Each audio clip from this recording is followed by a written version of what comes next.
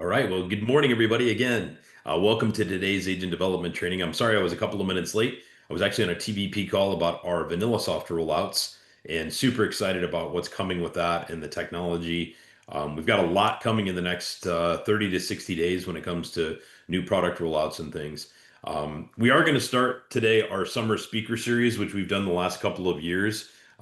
We've got Carrie Hunter, who will be joining us here first. And then we've got some other agents that will line up over the next couple of weeks as we kind of work our way through July and August. But before we jump over to Carrie, I had a few updates that I just wanted to provide for all of you. First of all, I just wanted to encourage those of you who are leveraging and using live transfers to um, continue working on that. We are seeing some great success with live transfers, and I just wanted to share just a little bit of the success that we've seen. I think Sam Letcher's on here, so Sam, I'm going to call you out. I ran some numbers on what you did in the month of June, and just to give you guys some perspective, Sam wrote in the month of June about $614 in monthly GRIC premium. And so if I extrapolated that out, um, off of that $614 in premium that he sold, it ended up being about 2,400 in first year commissions and almost 7,000 in FYCRs because of the weighting that happens there. And then we also looked at how many actual heads he sold in the month of June when it came to ACA, and he had 16 heads. So he had another batch of about 2,700 in first year commissions. So when I kind of stepped back and looked at what Sam did in the month of June, he generated a little over $5,000 in first year commissions and about 7,000 FYCRs. And that was, as I understand, all based on live transfers that he took. During the month, he took about 34 live transfers, so it wasn't an enormous amount, and he ended up closing 11 of them. So about a 33 or 34% closing ratio, which is higher than the national average. So it was just fun to have a snapshot of 1 month. Tony, his dad and sponsor agent, kind of helped us put this together. I just wanted to ask though, Sam, did you have anything that you wanted to add to that? Obviously, you had a really good and just wondered if you have any other insights or thoughts you wanted to share about kind of the successes that you had. Um, Nothing in particular, but I will say try and get licensed in more states if possible. I've seen a lot of success in Texas and Arizona have been a big two for me. But just keep working at them. I mean, they're a little tough in the beginning, but over time, once you know what you're doing and you've seen more, um, you'll eventually have success with it. And I just love taking them too. And you can ask Zach or Justin or anyone else who's taken them, and they found a lot of success with it too. So, yep. Yeah. And I'd encourage you if you're just getting started with live transfers or you haven't taken them yet, we are hosting multiple sessions, listening sessions where you can listen in on agents actually taking live transfers. Um, I'll be quite candid with you. I've been a little disappointed about the lack of participation in those sessions. Justin Wired is hosting them this week every evening from 5 to 7 p.m., a 2 hour session that you guys can listen in on. Matt Tallman is hosting them every Monday morning from 9:30 to 12. I think we've got a few other agents that are going to get into the mix on this as well. So this is not how you want to build your business long term, in my opinion. But again, this is the birch for the fire, and the marketing and the referrals are the oak for the long burn. And we've got to combine those two, especially in the beginning, to help get you off the ground. So I just wanted to put in a plug for that. I also wanted to remind you of the Health Markets training calendar. There's an enormous amount of trainings that are on that calendar. And especially if you're a new agent or you're continually looking to grow your practice, you need to try to attend as many of those as you can.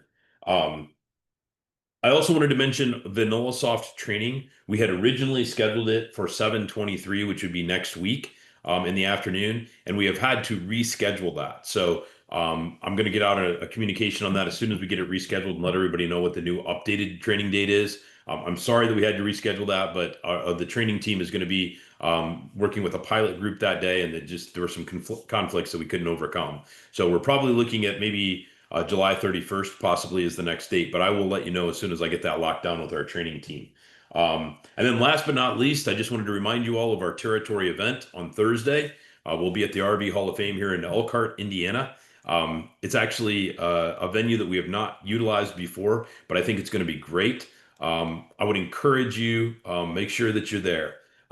If for some reason we have had to provide a final head count, but we padded it with a couple of extra spots because we are paying per head for the space and per head for the lunch event that's following.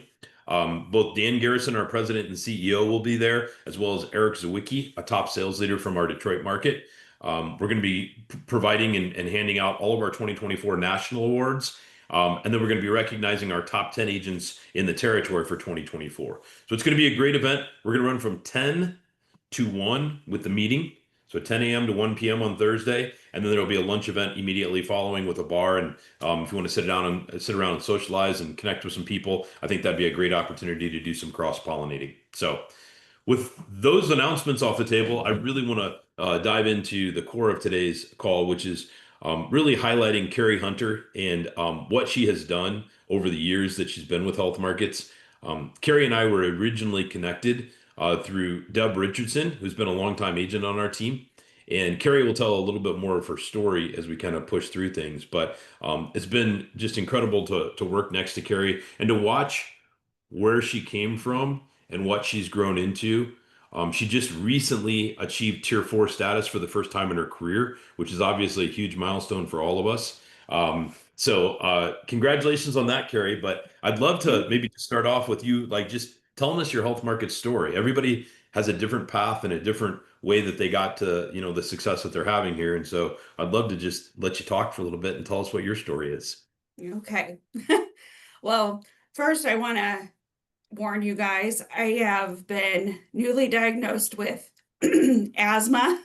So when I start coughing, I hope I don't cough, but if I have to, I'm going to take a quick drink of water and then hopefully get back into it. But I'm dealing with that. But anyhow, I had to really think about it. Silas sent me some of the questions, and just like working back in my memory, I've been with Health Markets now for almost 10 years.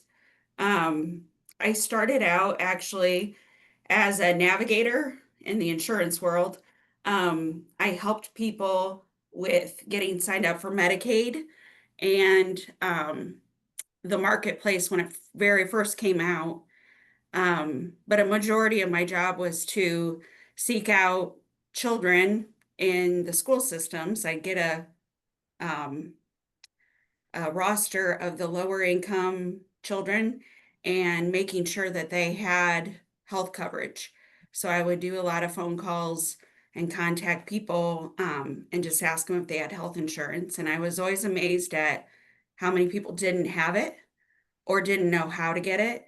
And they still, qualified for Medicaid, but they like gave up on the process. Um, so it's really kind of sad when we have these resources and, sometimes it's way overused and sometimes the people that really need it just shut down. So that was where I started. And I think it was a blessing that I got met up with Silas because one of my clients came in and had recently um, gotten kicked off of the marketplace and she didn't know how to get Medicaid. And she said, she handed me Deb Richardson's card. And I ended up calling Deb Richardson because my grant had ended or was about to end for my navigator job. And I was a single mom and needed a full-time job, and my non-for-profit job was losing their money to from my salary, which was about $29,000.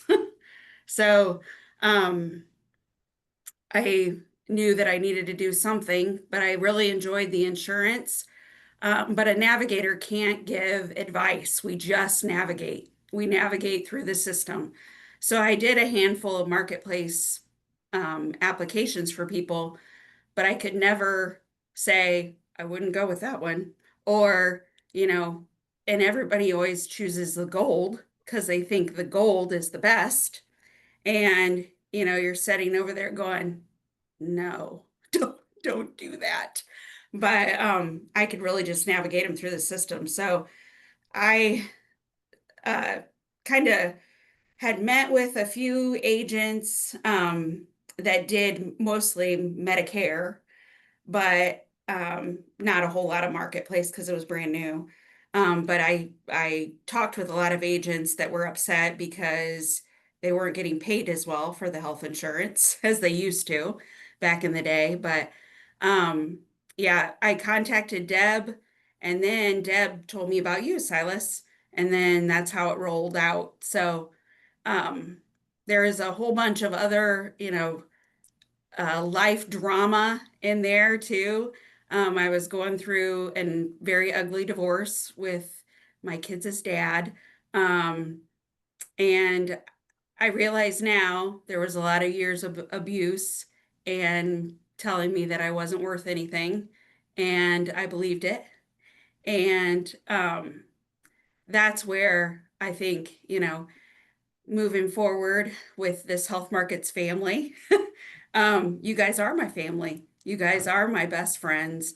And you really don't know how much I did growing up through the 10 years of just self-worth and knowing that I could do it. And um, you really have to vow to yourself when you're first beginning that you will never give up, because it's such an awesome opportunity that if you have that state of mind of, yeah, it's going to be really hard for the first 2, 3, 4 years, but if you make it over that hump, man, it's pretty awesome on the other side. So um, I had to grow up, and also I had three little ones like looking at me and saying, you know, how are we going to make this, Mom?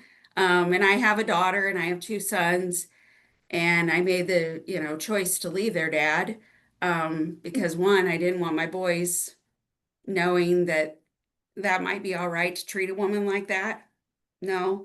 And then I also didn't want my daughter to, maybe be told by another man that she's not worth anything. So I think, just having the right mindset and filling your mind with good things and having the back of health markets and knowing that we're surrounded by this awesome team, and good individuals that will pick you up and, be on the phone with you at a moment's notice when you're having a hard day. Um, Reach out to the team member, get a hold of somebody that, you know, has started around the same time that you have and build a friendship. So that is my story in a short version. Well, and I want to go back a little bit because the first year or two was a struggle, wasn't it? It's Oh not like, yeah. if I remember correctly, it's been a decade, but when I think about it, that you started in, I think, first contract the middle of 2015. So, the rest of 2015 and 2016, I know were a struggle. It's not like you had a quick start out of the gate, right? No, no. It was a very slow burn. So it's almost like, I uh I had to get a second job because I wasn't allowed to be a navigator, and be a licensed agent. So I had to give up, the navigating. I couldn't do that part-time just to have a little income come in because they don't allow you to be a navigator and an agent. So I actually worked, when my kids went to school, I would pick weeds for about 2 to 3 hours, um, making $10, $12 an hour. And then that was enough to pay the bills kind of thing. I did end up selling my house. I had lived on a 10-acre farm and I sold my house and lived off of that money and ended up buying a smaller house in town. But I did vow to always get back out in the country because I'm a farm girl. Always grew up on the farm and, loved the atmosphere of having space and, having uh, land. So that kind of goes back to the vision board. If you guys knew the vision board that I pointed out, I made a vow that I would eventually be back in the country. But selling my house was a decision that I made not lightly because it changed our lifestyle, but it gave me enough resources to get ahead in the business and put some of that money back into my business. And also, I think it was good for our family too, because we learned a lot about sacrifice. And my kids watched, we didn't probably want to be in town, but we worked hard so we could be back out of town. So now I live on a 5 acre farm. I call it a farm, but yeah. So there was definitely some sacrifice in there, um, and just going to work every day. Maybe not, bright and early in the morning because I picked weeds for a while, but it was something that I had to do to keep working, and I would work late into the night then. But I think it's interesting as I talk to agents, whether I'm recruiting them or helping them get started in the business. One thing that I hear very regularly is, well, I've got a really unique story. And I'm like, Yeah. everybody has a unique story that got them to where they're at, right? And that's just part of like, makes up who we are. Hmm. One of the things before we move into other questions, I just wanted to share because you'd given me permission to. I'm going to share my screen here. So, and you can maybe give the context around this, but every year, Carrie has sent me a picture of what you can hopefully see on the screen here. And I know it's kind of small. I can zoom in maybe a little bit here to make it a little bit easier to see. But I can't scroll on this for some. Oh, maybe I can. Huh, sorry, know how to use my computer. So what this all started back in 2017, which she got contracted in the middle of 2015, kind of got things started over the next 18 months, and I think 2017 was the year where you really started working things really full time, I presume. Um, Hmm. but this is something that hangs on the inside of your cupboard door in your kitchen, correct? Yep. Yep. And if you look at this in 2017, she made about 35,000. And then in 2018, it went to 56,000 and then to about 94,000. And then in 2020, that was a huge jump from 93,000 to 151,000 in income. 2021, you hit 183,000. And then 2022, it's 214,000. Then in 2023, it was 255,000. And then I know you'd set a goal on your vision board for 2024 that you wanted to be over 300,000, and you ended up at about 301, 302,000 that year. And I Yep. love this visual because this shows the story of what Hmm. can happen. I ran the numbers on it, over a 7 year time frame. I think that's over a 700% increase in income. And the thing I would say, Carrie, is you have always been a steady producer growing, but it's never like, a lot of times we'll see agents who just like crush it right out of the gate and kind of are flashes in the pan. You've never been a flash in the pan. You've always just been steadily building year over year over year over year. So, do you have any commentary or any thoughts that you want to share around this progression? Why you keep track of this, why you keep it on your kitchen cupboard, to be able to remember maybe where you came from and where you're at today. Any thoughts on that? Yeah. Well, I should have probably sent you the picture of the whole cupboard because that's just a small portion of my cupboard. It's where I take my vitamins every morning. So I open it up every morning and look at it. It's got a few different quotes in there, and I change them up every now and again, but it's really just filling my mind in the morning, reminding me where I come from. Um, Also, it's a very good reminder of what this business can do. Um, I, coming from a non-for-profit social work world, I knew how to live poor. Um, our idea of having fun back in 2016 was going out on Sunday after church and getting stuff from the dollar menu at Burger King. Like that was our fun thing to do. So my kids know about this cupboard. It's moved from house to house with me. It's a very good reminder though of slow and steady work can get you places in this business. Um, it's very humbling to know, 2016 isn't on there, but I made about $16,000. And I think back and go, how in the world did I ever do that? Um, but I think it's just a true mindset of never giving up.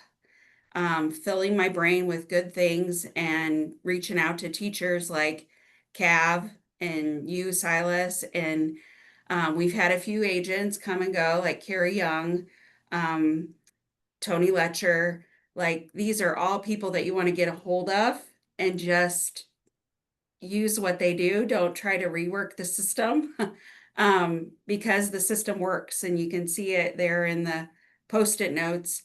Um, I get excited by numbers and money, of course, but I don't I don't do a whole lot of tracking like my numbers, but I do track my money. So um, just money isn't everything, but it also gives you some huge experiences that I never thought in a million years I would be able to do on my own. Um, After my divorce, I just made a vow to never depend on a man again. So I'm getting on my girl chant, but really this job is awesome that, you know, however much work you want to put into it is the result of what you'll get. It might take a while. There are a lot of people that just come in and they take off. There's a lot of people that work slow and steady. That would be me. And there's a lot of people that, they think they're never going to get off the ground. And then all of a sudden it just blows up. So everybody runs it different. I think that's what's so exciting about it. But I think the thing that's really helped me over the years is working on myself first. Because if I work on myself first, I'm better with everybody that I see in front of me. And just being a good example for the ones that you love. Like my kids, I know they're always watching me. They might, act cool and say, "Ugh, I'm nothing like her." But when I hear my kids talk, and I would urge every one of you that has kids, ask them how they would describe you to a stranger. You Hmm. will be blown away with their answer. And if you're not blown away, maybe you need to do some inner thought and, work on yourself a little bit. But that cupboard there is just a good reminder of how I've grown. Um, I did put a very good quote in there, and I can share it with you because I wrote it down in my journal too. Um, I trade them out every now and again. Sometimes I'm better at it than others, but this one I found yesterday and I thought, oh, that's good. Because we all go in hills and valleys, and sometimes we're really feeling this business and everything's going perfect. Sometimes we have some, slumps where we're not in front of people a whole lot. Um, we may be in vacation mode, in the June and July and just really want to be outside kind of thing. But I thought, then you got to reel yourself back in and be, pretty steady. But this quote, it says, "A focused fool can accomplish more than a distracted genius." Hmm. So a focused fool can accomplish more than a distracted genius. You don't have to be a genius to do this job, but you do have to come to work and you have to be focused. And when you come to work, you got to work. And then maybe you can go home and not work a Friday or, not work as hard on a Friday or something. But you have to be honed in and you have to be focused. Um, I still to this day fill my brain with a good motivational speech in the morning. I love Silas's motivational videos because usually I've watched one already in the morning. On my way to agency meetings, I listen to either the health market podcasts, which are very good, or I go out to my YouTube channel and I have motivational videos that come up on my feed that maybe I wouldn't have listened to, and then I have my favorites that I listen to. It just puts me in the right state of mind that I want to be good at what I do and I want to help people.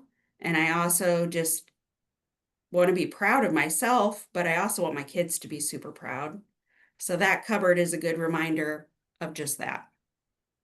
That's a really great idea. I've never heard that before. That idea of, asking your kids, how would you describe me to a stranger? Like, It's pretty I'm gonna cool. independently ask each of my children that. On one hand, I'm a little scared about what you're going to say. On the other hand, like, I want to know. I really do. So that's Yeah, it. I had to fib to my kids a little bit and say I had to write a paper, or I had to, like, it was really serious and I needed a serious answer, because then they weren't like, you're a bad cook, you're they were like, oh, this is important. So yeah, I Yeah. might have to fib a little, but No, that's a yeah, great idea, you're though. usually amazed at some of the answers you get, like, really? Yeah. So Yeah, yeah. I'm sure I would be. So going back to the beginning, I mean, many of the agents on the call today are in the beginning stages of their career. Were there some granular things that you did early in your career that you felt like drove your success? hmm So, I run a storefront in Kendallville. The reason I came back to Kendallville, I actually live in Cherubusco, and I lived in Huntertown when I lived in, town. But I came back to Kendallville because that's where I did all of my nonprofit work. Um, Nonprofits are a wonderful resource where they love to talk about each other. And if you run your business kind of, I mean, we are for profit, of course, because we're in sales, but if you have a heart for non-for-profit and you want to help people, nonprofits love to talk about you and what you do. So the number one thing that I did that just made my business what it is today is I got back in front of my non-for-profit people that have wonderful hearts. And I said, I am in sales, but I never feel like a salesperson. I educate and I help and I protect people. And there are tons of people that, I knew were falling off of Medicaid. And even with like COVID, there were some people that went on Medicaid, but now, even now they're coming off of Medicaid. Those are clients that will talk about you and they will eventually be 65. So if you think about, running your business as helping as well as selling and protecting, that is a wonderful resource. I did a lot of walk and talks. I did a center of influence letter where I just introduced my business. Um, I did a lot of things with the chamber here in town. And don't be afraid to cross county lines and go to a different chamber. There's nothing that says, I'm in Noble County, but I can contact Whitley County's chamber because I live in Cherubusco, and go to the schools too. That's a wonderful resource because, teachers love to talk. They retire too. So just thinking outside of the box. I don't like to be on the phone. So I do a lot of texting and always have. A lot of emails and just getting out there. Um, One of the things that early on I liked to do because I found it very interesting, like the whole health markets model, I knew about the health insurance. I knew how to do, the marketplace. But like it blew my mind to know that I can add a supplemental coverage that if I get diagnosed with cancer, heart attack, stroke, that'll pay this crazy max out of pocket. Like just learning new products, but don't take it all in and think that you have to know everything before you sell. Pick a product. Cav would be, I'm sure, more than happy to tell you which one he likes to sell, or which one's the easiest to understand, and study it at night and then go tell people about it. Go tell your family about it. Go tell centers of influence about it. Act like it's a new product, because there are plenty of people out there that have never heard of a cancer policy. They don't even know it exists, but you do. And believe in yourself that you could sell it and then talk about it. And you will be amazed at the people that go, hey, I heard from so and so that you have this. And there'll be people that contact you that have already had cancer.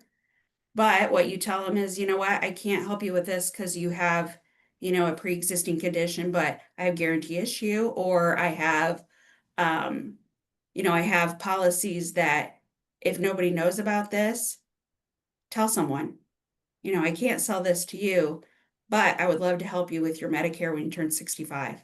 Like just not being scared of, there might be people that you can't sell in the moment, but tell somebody about me. I have people that come to meetings um, all the time that are not quite sure if they want to retire and they feel bad because I gave them an hour of my time that they want to pay me. And I'm like, no, you can't pay me, no, we can't do that. But what you can do is tell 3 people about me. And they're like, oh, yeah, we'll do that. We'll for sure do that. Or, you can go on my Google page and review me if you think I did a good job and I'm knowledgeable, or tell someone that's turning 65 about me. It's just a matter of talking about your business has helped me the most. So you have your storefront, and I know you're upgrading your storefront. We're in the process. Have you made the full switch yet, I, or still in it process? is coming in the first week of August. Okay, good deal. Well, I'm excited for you on that. But Yeah. like when you look at your business today, how much of it is done inside of your office, like with client-facing meetings, and how much is virtual? How much is by phone? What's your mix look like? So during open enrollment, it's all right here at the storefront. Um, I did travel for quite a few years before. I think I've had my storefront for 6 years now, 7 years. Um, but those first three, uh, even maybe four, I traveled wherever and whenever somebody wanted to meet with me. But as soon as I felt like, oh man, I'm not getting anything done by traveling everywhere, and people are starting to, you find out where your biggest book of business is by traveling. I wanted to make a location where people could come to me. So 100% of my stuff during open enrollment is here at the storefront. Um, in the rest of the time of the year, um, I still do probably 75% of it here. The rest of it would probably be my under 65. I do a handful over the phone. Um, but my Medicare, I love to meet in person only because it's so much information.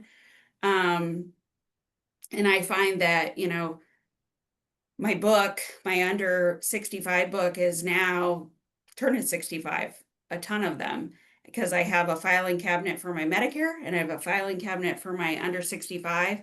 It's crazy how much space I'm getting in my under 65 because my people that I've helped for 10 years are turning 65. I almost need a new Medicare filing cabinet. So, um, yeah, I love having a storefront because, it's a location where people know where you're at. It gives them peace of mind that you're not going away, that you are a steady person in the community. Um, and don't be afraid, a chamber, and I point over here because the chamber's literally across the alley. If you are not engaging with your chamber, a lot of times they have a room that you can rent. I know several of them around here have uh, rooms that, you can rent by the day, you can rent by the month. Don't be afraid to do that. And Because I know it's, our local chamber of commerce here in Elkhart, if you're a member of the chamber, they have rooms you can use for free. It's not even a cost associated with it. So, uh, yep, no, that's great. So, where do most of your incoming leads come from today? I am 100% referrals. So um, I've been 100% referrals for quite a while. Um, just people talking about me and telling people. I do turn on my live transfers every now and again, but that's maybe when I have a slow week. um, but yeah, for the most part, it's referrals. A lot of it is businesses like craft, Flint and Walling, businesses that I've walked into and talked to the human resource person to let them know that if people are not quite to Medicare, but they want to retire. I have a lot of people come from craft that say, hey, so and so used you for their health insurance. I've worked at Kraft since I was 18. I don't know how to get insurance. So just getting out there and talking again will bring people back to you. So, So do you track your incoming referrals, and if so, how? I haven't been real good at tracking. I do always when I put in a person in my CRM, I just haven't ran that report. I put in the campaign section who brought them in or how they heard about me. Um, so I know that if I ran that report, I could, pinpoint who has brought in the most referrals. I would say easily I get 2 referrals a week, of people calling me and saying, "Hey, I'm getting ready to retire." It could people be people that are just thinking about it, but as long as I, you know, feel like people are still talking about me, people are still referring me out, I feel good about my business. Now, Yeah. if that ever slowed down where people like my phone wasn't ringing, then I would probably pick up on my marketing again. But I know, I try to keep a steady balance of marketing and my phone ringing and referrals coming in.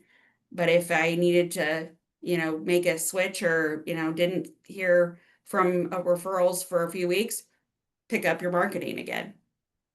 What kinds of marketing have you used and found to be most successful?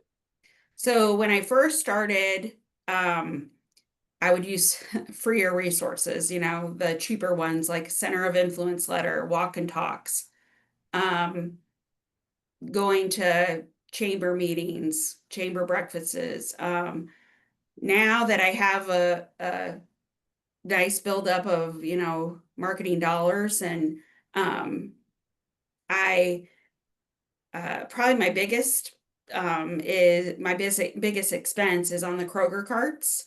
Um, I do it right here in the Kenneville Kroger.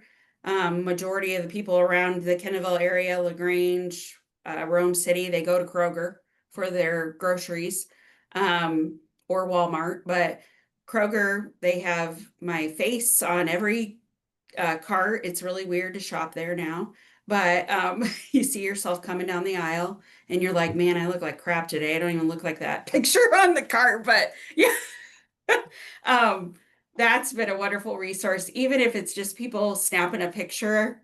I know Kevin can say, how many times have you gotten a picture where you can say, I'm shopping with you today, Kevin? I think I even did that with Kevin once. I said, hey, I'm shopping at the Fort Wayne DuPont Kroger. Um, but that's been a wonderful resource. I still just like talking about what I do. I love to leave business cards at the gas pump still. Um, Sometimes it's a game like, oh my gosh, there I am. I'm still up, I'm still up after a week. They haven't taken me down. Um, I'm kind of sneaky too. I have the PDF that you can print off. I will put that, up in Windows, uptown. I'll ask, when it gets closer to open enrollment, go up on Main Street and one road over on Main Street, say, hey, would you be open to putting this in your window? And they usually will always go, yeah. Are you open to putting ours in your window? Yeah. Just building a community. Um, your business will thrive if you're, taking care of your people. And I always tell my clients, I don't want to make you mad because you know where I am, you know? You got, and they have, we all know that if you put your name in the computer, you're going to get calls from everywhere and under the sun. But there's still something in a small community that says, I want to go to her because I can find her if something goes wrong. Or I know that you're selling the right things because you wouldn't be here this long if you were selling crap. So, Well, and I think that's a testament to digging deep where we're at, right? yep. Kind of think about agents who are using live transfers, like Sam right now.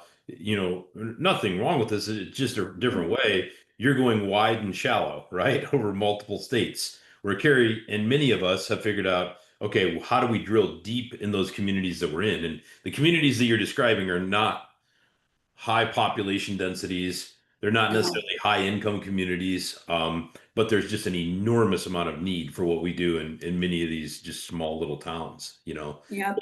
Kevin's a Yep. testament to that in Auburn, Indiana. You know, many of us the small little towns that we live in. So that's great. That might be a report I need to do is how many Auburn people I had before Kevin McIntyre. I'm I sure. know he's taking care of people over there because I don't get them very often anymore. Yeah, I'm sure he's taking care of Yeah. people over there. So, Yeah. so do you have a post-sale process? And if so, what does that look like? Like once you made a sale, what do you do with the clients you serve? So I've gotten a lot better at this since I brought on my son. I will say I was being a one gal show, I was struggling with like just keeping up with like I felt like I was almost the sell and never hear from him again until open enrollment the next year. And I hated that because I really like relationships with people. Um, so our process has improved a lot better. Um, and it's still a work in progress. But I try to get a thank you out within the week that I sell because that shows you're not just a person that I sold. Um, I'm thanking them for their business. I'm thanking them for trusting me with their protection.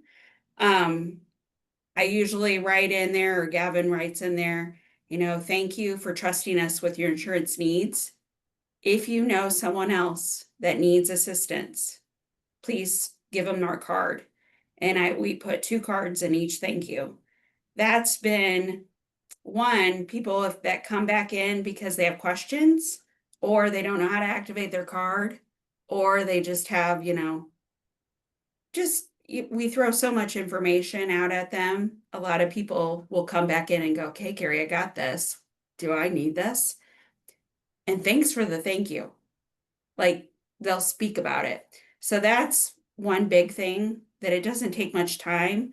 Even if I in my calendar, um, I will put, all my appointments, but I change the color if I sell them. I change it to green. So then in my notes in my Google thing, even though it's in my CRM, I still have my calendar of what I sold them. So if, the CRM isn't all that active or all that, updated, I can go back to my calendar and say, this is what I sold them. Why is that still showing pending? And I can audit that way. So I always let my people know that I'm here and that if they have questions, text me. I don't tell them to call me. I tell them to text me. Because I can answer texts at night. I can answer texts, between appointments. You can't always get to your voicemail. And sometimes I am guilty of my voicemail sitting there until the next day. And then I'm like, dang it, especially during open enrollment. That's where I'm like, thank God Gavin is showed some interest in this job and wants to see where it can take him. I'm thrilled about it. Um, but I'm also know it'll probably be slow and steady for him. I'm sure he has dreams and, I'm going to urge him to do a vision board. And gosh, if he takes off like crazy, yay. But if he's slow and steady, he's also going to learn and hopefully have a wonderful lifestyle like we do. So, Well, just for clarity, Gavin is your son, right? yeah, Yeah. he's my So baby, I know but that he's to be six true. foot five. Yeah. He's a big boy, but some of you may have met him at our sales team meetings, but it is fun when you can involve family in the business. So, Yes.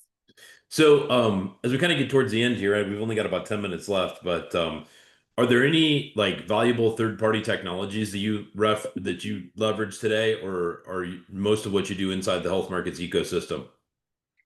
Most of it is in the health markets ecosystem. Kristen, she's a wonderful agent up in Michigan, my best friend. Call her every day. We started at the same time. She has used Calendly for quite a while, and I just have not jumped on the boat. I have a very hard time letting go. Like when you say that you have trouble with that, I'm thinking, oh man, I'm like, um, I am definitely excited about Vanilla Soft. Kristen was feeding me information at Celebration because man, missing that was a bummer after being there a few times. But um, what I would say to a new agent is do not be afraid. Health Markets doesn't give us crap. Even if you hear some people complain about certain things, push it aside and just engage in all of the things that they have for us. You can always find something to bitch about. But if you switch your mindset to let's find something grateful to think about and all of our blessings, that's where, you know, feeding your mindset right, using the tools that Health Markets gives us, engaging in all of the trainings that Silas tells us about, and engaging in the Friday meetings. Even if you know, are on Zoom, be on Zoom, focused. Don't be doing the dishes or feeding the dog. Like work time, then go do stuff. But engage because there's so much material that they give us, and Silas just reinforces it. He's awesome. I know that when people come back from celebration, until you're at a celebration, you don't know how good we have it because everybody talks about him and we know that he just puts on these trainings that are wonderful and brings in people that are successful. And we have Cavanjola who has this university, but it's just wonderful the resources that we have. So grab a hold of something. Um, I always tell Gavin, you know, it's going to come at you like a fire hose. Grab what you're good at and take it and go, you know, tell people about your business, wear your jersey, be a nerd. You know, your kids might go, oh my God, she's talking about it again. But it has to really become who you are and what you're doing. And I can say it's wonderful because you're helping, you're protecting, you're doing wonderful things. Um, I really would like to, you know, get on the bandwagon of selling more life insurance, especially after this last week of seeing a young person die. There are so many people that do not have life insurance and they don't know how to get it or they don't know who to contact. And life is very fleeting. We could be here 80 years, we could be here 19. So And I don't know if that most of the people on the call know what happened, but you want to share anything about what you experienced this last week? well, my son and his friends were all invited to a 4th of July party at a kid's house. And thank goodness, I know it's kind of selfish to say, but I was thankful that we had something at our house for my family, and my son decided not to go because my dad and my mom, it really means a lot to them to celebrate the 4th of July because grandma and grandpa used to do that. So we were having our own festivities at 4th of July, but a lot of Gavin's friends were at this kid's house. They were being typical boys with their girlfriends and shooting off fireworks and swimming. And um, one of the kids accidentally took a Roman candle down and it hit a kid in the face in the pond and he passed out and he drowned. And they couldn't find him because it was getting dark. And they finally found him and pulled him out, started CPR, and the police got there and it was too late. Oh, that's terrible. Life Yeah. is life is Yep. short. So And now, you know, those kids, they grew up a lot last week because they realized, you know, not everybody's invincible. Not everybody in their 19, 20 years of age make good choices. Pray for that kid that accidentally did that because he knows he did it. And pray for the family. It's the Peterson family. Um, his name was Sam Peterson. when Gavin got the call. I have a Sam. I just could hear his friend David was swimming like a couple feet from Sam. It could have been any of them. So, taking that and winding it into our business, it isn't selfish. It's life. And, it could have been any of us on 4th of July or any of us driving down the road. You have to tell the really difficult stories and ask really difficult questions like, what would you do if your husband didn't come home? It's hard to ask that question and shut up. But if you do it, you will sell more things. Right. And help more people. So, Yes.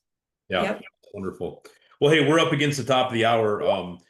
Is there anything else you'd like to share? Any insights for new agents in the business? Any final thoughts that you have? Just grab a hold of your resources and hold on tight. Do anything that you can do to not give up. It is super hard, but it's super hard. But I think, if you have the right mindset, you can do it. And if you are struggling, reach out to somebody. Do it Yeah, before open enrollment. right. Well, and I think as you say that, one thing that resonates with me, and I heard this recently, I mean, the beauty of life is that we get to choose our hard, right? Yeah. So building a business is hard work. But being poor and wallowing in mediocrity is also hard, right? Yep. So it's a matter of choosing which hard you want to engage and you want to deal with. Yep. I shared something with my personal staff yesterday, I think, at one of our meetings, and it just kind of came as we were talking through some things. But I was complaining a little bit to my personal business coach, Cliff Karthauser, about 2 weeks ago about open enrollment and how much I was not looking forward to the craziness that it was going to be, and just kind of, you know, being negative, honestly, when I'm not typically that way. And he kind of stopped me in my tracks and he said, Silas, do you know how many people in this world would give their left arm to be in the position you are? And I Yep. started thinking about it, and it like hit me right in the chest, that, man, you're right. So many people are dreaming of having the opportunity that we have, or having, the opportunity to grow a business and develop the wealth income stream that we have. So many people are in really bad places, even when it not monetarily, but just health wise, right? People who are Yep. battling cancer or laying on their deathbed, or whatever it might be, have these chronic conditions.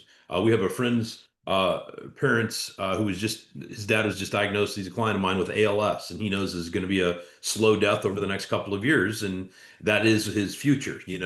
And so Mhm. I always, I don't know, that really hit home with me. I had a hot tub conversation with my son on Sunday evening. We were the only two home, and we just sat in the hot tub and chatted for a minute. He's 16 years old. Some of you know he blew out both of his knees last fall right before football season, and it was devastating to him. But he's had two knee surgeries. He's coming back. He loves football. I mean, loves football. And so he's going into his sophomore year, and he's been working really hard to get rehabbed and get there. But he said something on Sunday night. He said, "Man, I got three practices tomorrow," and was kind of, just acting like he was frustrated about that. And I kind of reset his frame of reference a little bit, and I'm like, "Bud, you got to think about this. Not that you have to go to practice. You get to go to practice." When you got Yep. released 4 weeks ago by the knee surgeon, it easily could have gone the other way where he said, "Hey, one of these knees didn't come out as we thought, and you're going back under the knife and going to be in surgery, and you're not able to play football this year." I said, "What's the most important thing in the world to you right now?" And he said, "Well, playing football and maybe finding a girlfriend." So I get the two side by side, but I'm like, you got to approach these practices like I get to go do this. And I Yep. was also, I kind of internalized that and said, we are tremendously blessed to be in the roles and the positions and have the opportunities in front of us that we all have. No matter what your affiliation with the organization is, I think we're all super blessed. And so, just looking at it through that lens of I get to go do this, not I have to go do this, I think is really Mhm. important too. So, Carrie, thank you for being with us today. It's been so fun walking next to you and running next to you some, watching what you've done. I love your story. I love your heart. I love what you do to help clients and serve those around you. I know you've, poured into a lot of the other agents and become friends with a lot of the team. And so kudos to you. Congratulations on all your successes. Thank you Thank you. for taking some time with us today. So. Yeah. Thanks for asking me. Absolutely. Absolutely. Well, hey, everybody, we'll continue next week with our next summer speaker series.